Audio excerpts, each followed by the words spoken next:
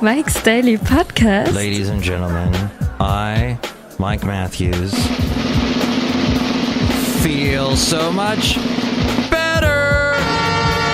Yay! I'm so freaking happy. Oh, what an ordeal that was.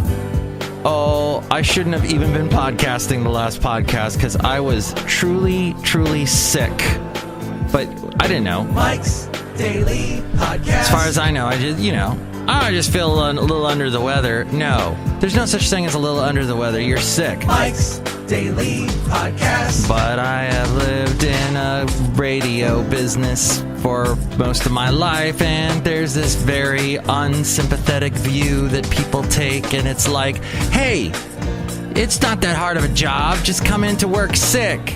That's the kind of people that talk to me, and I call them destructive.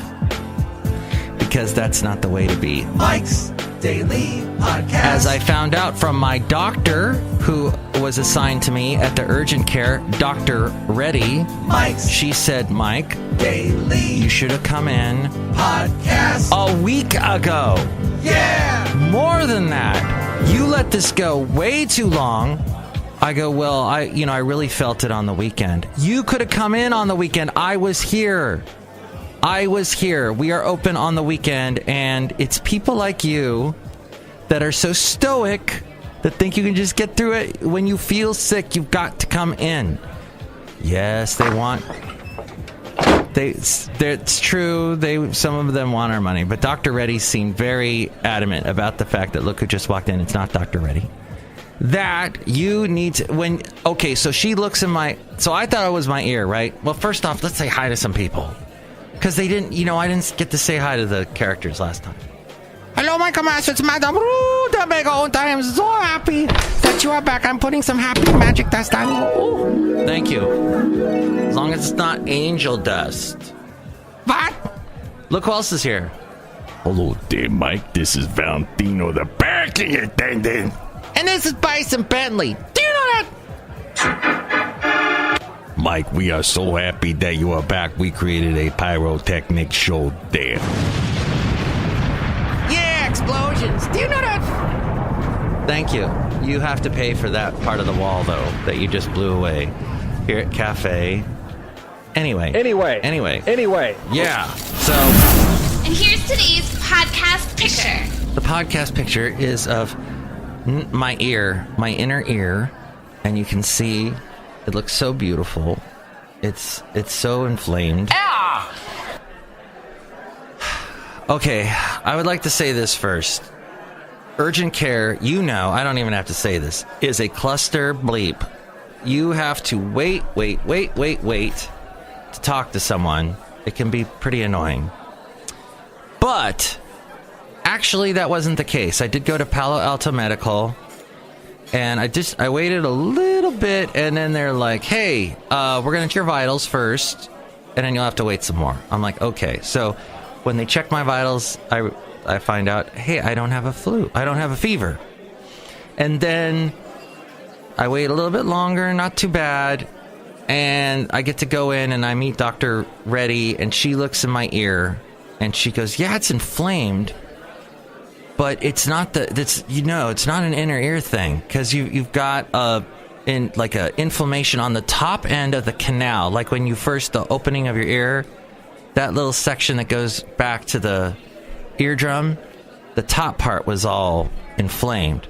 She goes, let me see something, and open your mouth, and which was painful as hell, because I told you last show I could not swallow. I just could not. It was and you need to swallow to be able to talk. Your voice, your larynx needs constant saturation of saliva, and when you can't do that, it makes talking so freaking painful. And she's asking me, is talking freaking painful? And I said, yeah. And she goes, how's your swallowing? I go, horrible. And she goes, oh my gosh, let me look back there. And then she says, whoa. Hey, so what have you been taking for the pain? I go, some ibuprofen. I've been swallowing that. She goes, how are you even swallowing anything? I go, why? She goes, you've got tonsillitis.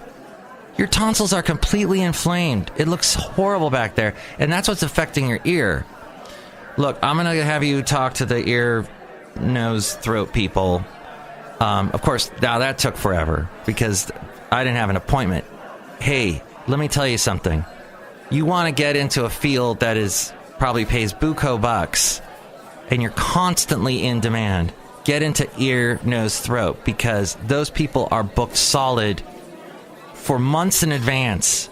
Because that was a whole rigmarole trying to get booked into seeing, because I'm thinking it's an ear thing. And everybody, we have an ear, nose, throat person right across the hall from my work. So I walked over there and asked, oh yeah, we're booked solid through till next, June, July, something. And meanwhile, I'm in pain. I can't swallow. So now I just swallowed, and it felt so good. Oh, that's called winning. And then but they suggested across the hall, you could go to the urgent care. That's what we suggest. Go to urgent care. And I don't want to go to urgent care because back in the late 80s, I had to go to urgent care because I had an infected cyst in my cheek. And my cheek grew big. I got a huge bump on the side of my face, and it was painful. And the day I turned 21, the pictures of it, thankfully, none exist as far as I know. And there was no internet, so they don't exist on the internet. I mean, there was internet, but it wasn't the way it is now. And I had Band-Aids all over the side of my face because they had lanced it. At urgent care had lanced it, and they botched that up because I had a big old scar after that, and it never felt quite right. In fact, they lanced it because a hair gets ingrown, right? Right? I'm sorry I went all millennial on you there. Right? God. But eventually that hair did come out. Years later, I just picked at my face. You ever pick on the side of your face? Just kind of pick? I did. And I picked that, and a huge hair came out. Like a big corkscrew. Boing. Hey, you know what? I have that access to that sound effect. That's what it sounded like. And I think I have another one that kind of sounds a little bit similar. Similar to that. Hey, it wasn't very appealing what came out of my face is the point. But the point is, that was a bad situation with the urgent care back then. But these people did a great job. Dr. Reddy looked in my throat, and she said, okay, we'll send you up to ear, nose, throat. And, meanwhile, go to the lab. They'll check your blood, make sure there's nothing else wrong. Oh, she checked the back of my throat for strep. And then she had me sit there till an assistant shows up to tell me what to do next, right? So I'm sitting there in this room, and I'm listening to the ordeal in the room next to me, because it's urgent care. You get all kinds of whatever is happening at that moment in the world is happening next door to you. And there was some old lady, I guess, who was having issue with her legs and that stuff, and they were dealing with that. And we're going to move you right now, ma'am. I don't want to be moved. Oh, we got to move you now. But don't move me now. We're going to move you. Don't move me at this time. Do stop. No, we have to move you, ma'am. We have to get you out of this room. No, don't move me. And this went on forever. And as soon as they swabbed the back of my the tonsils for strep, which I didn't have, and they left the room. I was so tired at this point because I'd been up since 3:30 in the morning. And I then proceed to get the hot sweats, where you get all nauseous and you want to just fall onto the floor and pass out. And just, like a stomach ache hit me, and I just felt horrid. And I'm sweating, but I'm all alone. And I've had this happen to me before. Usually about every time I go into the hospital or something, I get that. I don't know what it is, the anxiety. Maybe it's psychological, psychosomatic. It goes back into something that happened early on in my life. I don't know. And I just... it makes it worse when there are people there, because they're, what can we do? Are you okay? And they're asking me questions, and the last thing I want to do is talk. I just want to breathe and get through it. And they ask me all these stupid questions. Do you want to eat something? Do you want to get up? And I want to say, bleep you is what I want to say. And we do this. You. And that's what I wanted to say. But I did not.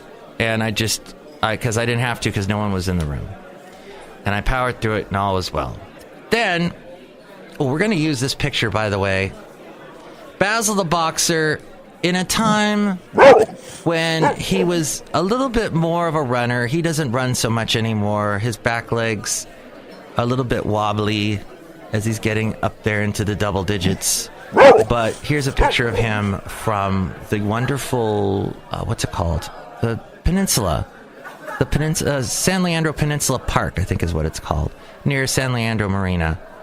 And off in the background, you see a plane that's taxiing on the Oakland Airport runway.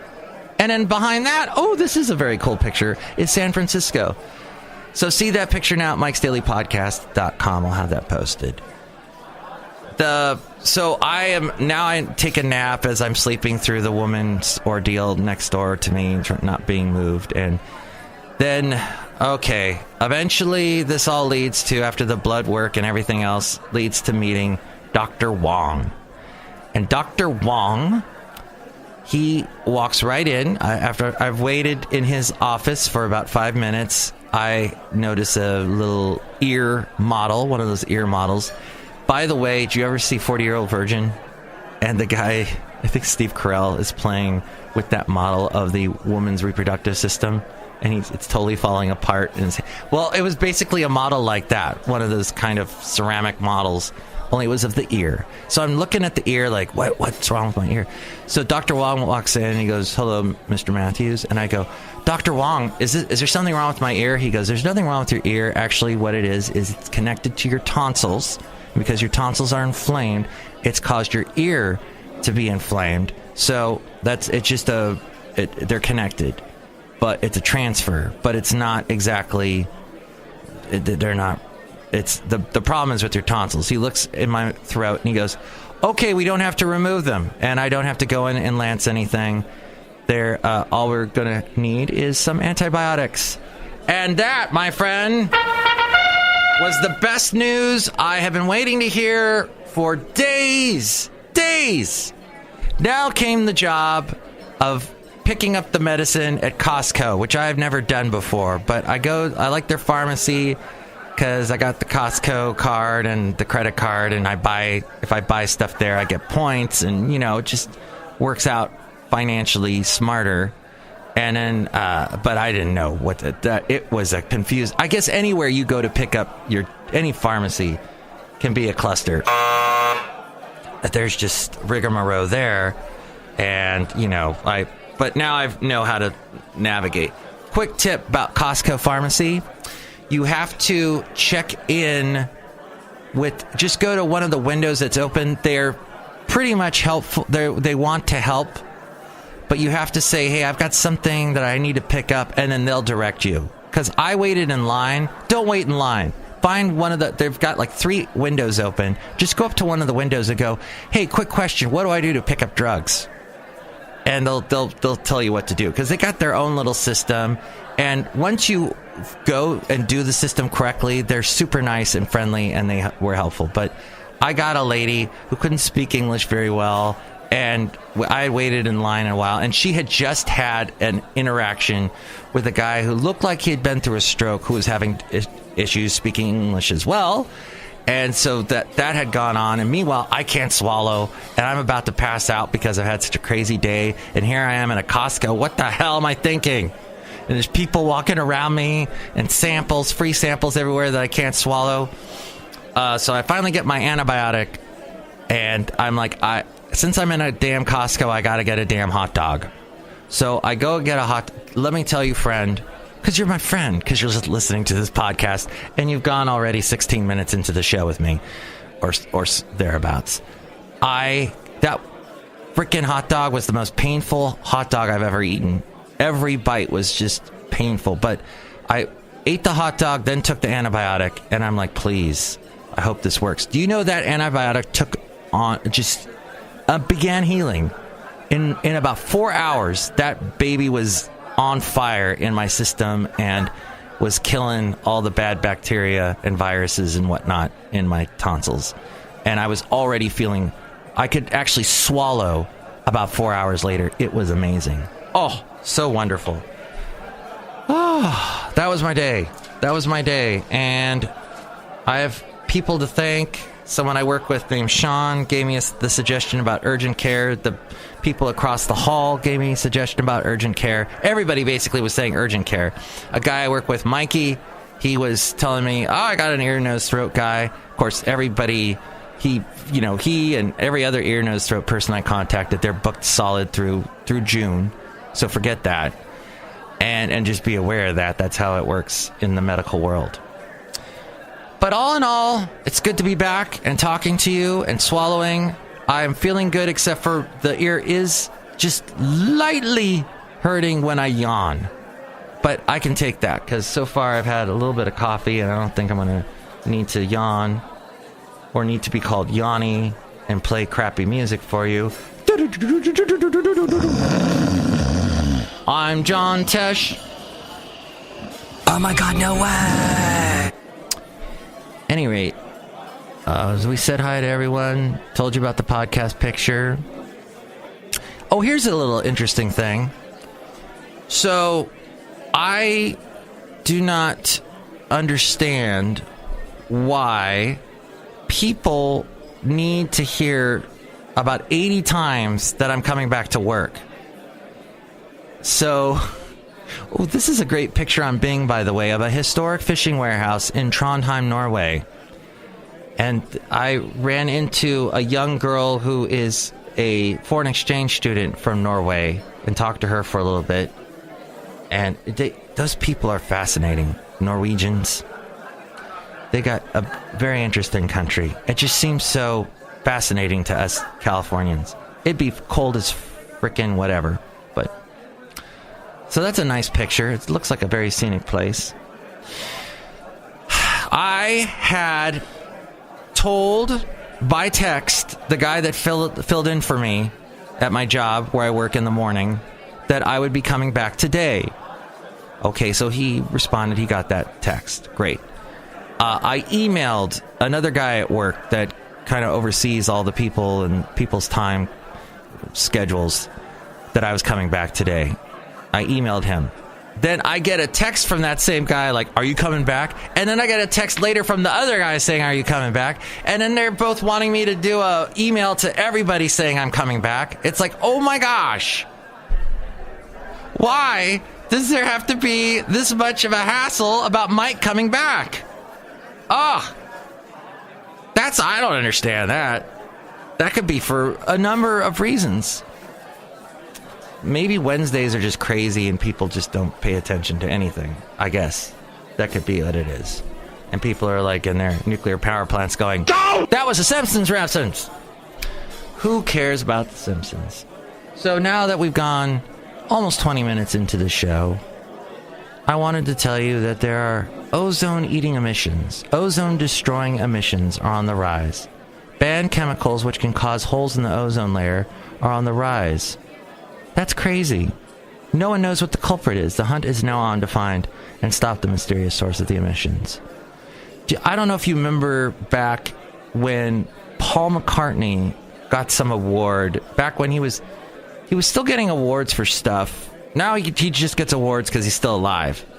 But, I mean, he's put out an amazing amount of music. I've talked about it on the show. Not just with the Beatles. His solo things, his Wings things, his collaborations with people things. Just amazing stuff.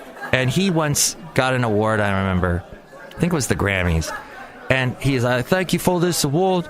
And I just want to say there is a hole up in the top of the world. And it's because of our ozone emissions are causing that hole. And we need to fix it. We can do it together. And we did. We fixed the ozone for a while. It was getting better. But now for some reason it's getting worse. Our wonderful president...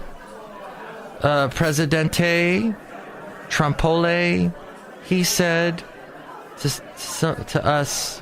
He's a showboat. He's a grandstander. He said he calls some unauthorized immigrants animals. Yes, he lashed out at an undocumented immigrants. What? He lashed out at undocumented immigrants during a White House meeting on yesterday, warning in front of news cameras that dangerous people were clamoring to breach the country's borders and branding such people as animals.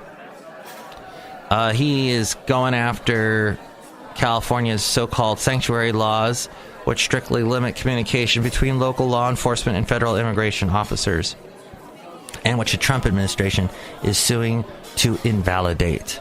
It was hardly the first time the president has spoken in ugly and racially fraught terms about immigrants and about building a wall. I would build a great wall, and nobody builds walls better than me, believe me. And I'll build them very inexpensively.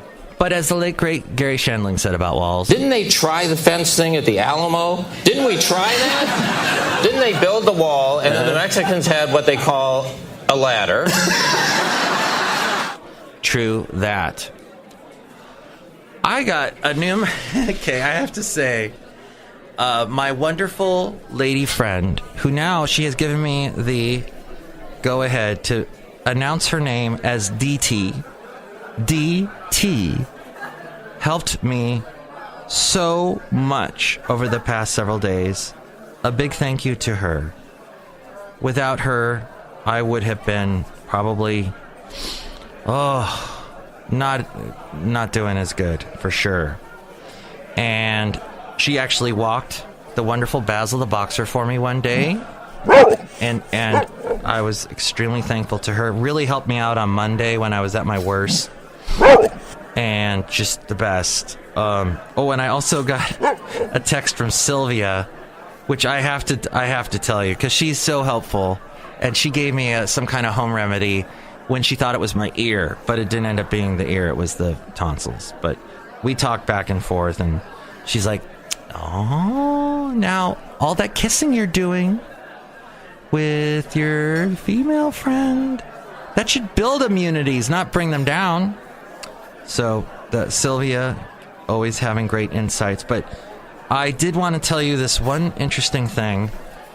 My lovely lady friend DT sends me all these links all the time, and she loves reading BuzzFeed. And as I log on to this, I can't read it because it's wanting me to shoot. But she sent me this thing about you can get pasta on the go with spaghetti cones in New York City.